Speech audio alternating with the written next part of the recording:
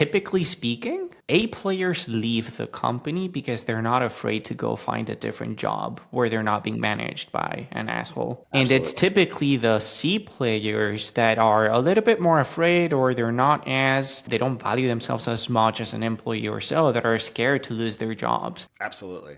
Absolutely. And it's a differentiator. So as a business, you have a responsibility to get the best talent available. Period. You have that responsibility as a leader, as an executive of that company. Your job is you figure out how to pay those people, you figure out how to recruit those people, you figure out how to retain those people, you figure out how to challenge those people. But you have a responsibility to your shareholders and to your stakeholders to have the absolute best talent. Companies that are managed as opposed to companies that are led, they don't. What they're trying to do is they're trying to run that company through minimalization, through scarcity and through Mhm. fear, which is let's pay as little as we can, let's invest as little as we can, let's get the people that we can control the most, right? And those are typically marginalized people, people who don't have the training, who don't have the experience, and have to just do what they're told.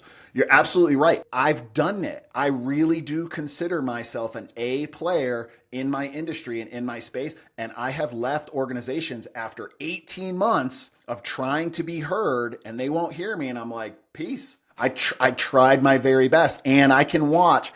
Listen, anytime I enter an organization, when I'm invited in, hey, Charles, we're having this trouble. We want you to come in, take a look, consult, give us some advice. The first thing I do is shut my mouth and just walk around and pay attention to exactly those things you're talking about. What's the mood? What is the culture here? Do they feel confident that they can point out problems and bring up, mistakes and errors, or is it a chilled work environment? Who are the managers paying the most attention to? A little Pareto here. Are they spending all their time rewarding the right behaviors, or are they spending all their time trying to correct the wrong behaviors?